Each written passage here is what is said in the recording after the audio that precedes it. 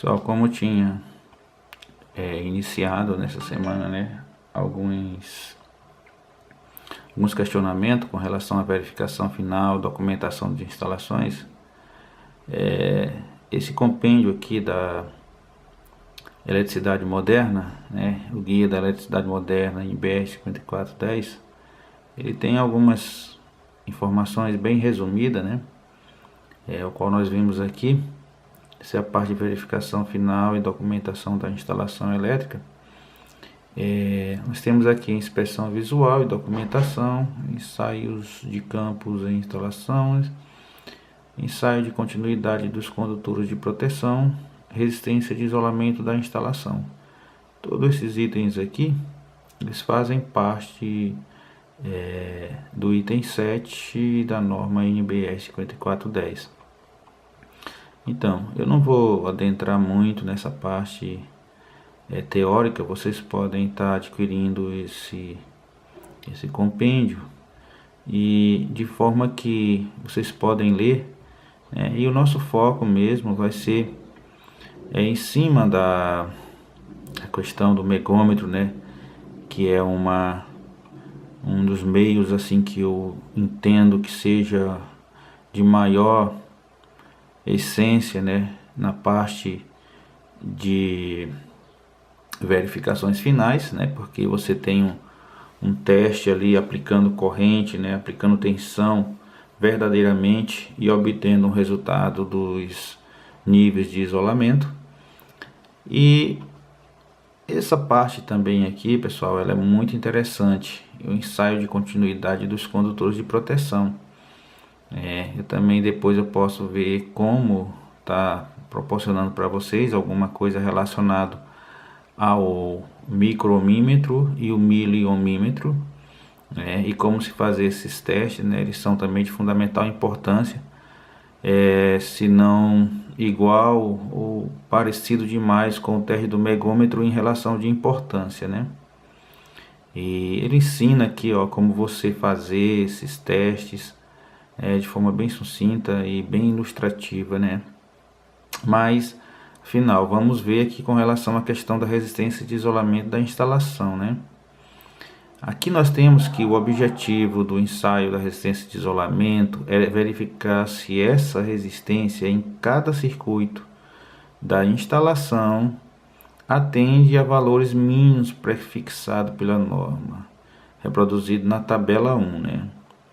Com a instalação desenergizada, as medições em corrente contínua devem ser efetuadas. Lembrando que é um teste evasivo, ele não vai produzir nenhum tipo de dano na instalação e você tem resultados muito bons.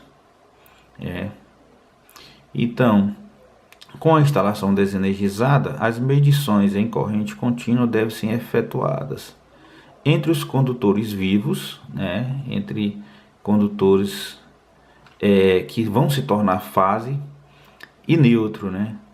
Ou pode ser entre fases e fases, tomando aos pares, né? Você sempre vai estar megando pares de cabo, não vai encontrar nenhum resultado.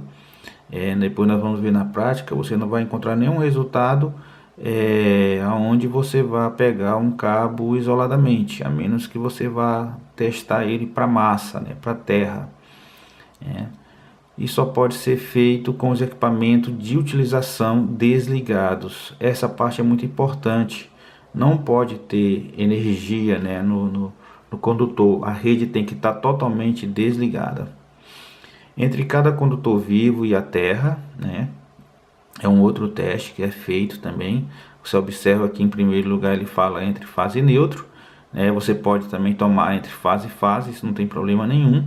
E entre o condutor vivo, né, o condutor de fase, e o terra, representada pelos terminais de aterramento principal ou dos quadros ou pelos condutores de proteção, incluindo o condutor PEN, nos esquemas TNC ou TNC-S.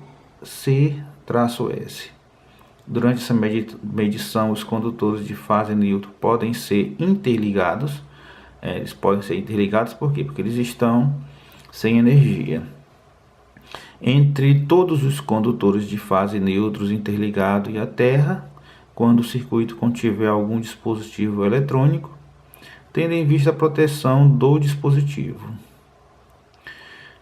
O equipamento utilizado mais exatamente sua fonte CC deve ser capaz de fornecer corrente de 1 mA ao circuito de carga, apresentando entre seus terminais determinados valores de tensão contínua de ensaios, né?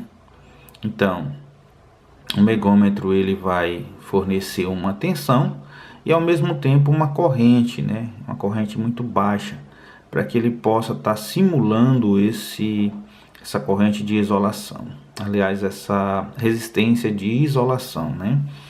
Então aqui nós temos que essa tabela são os valores mínimos de resistência de isolamento segundo a NBR 5410, e enquanto que aqui ele mostra nessa coluna a tensão nominal do circuito, né? Isso aqui é o circuito, a tensão que o circuito vai trabalhar, né?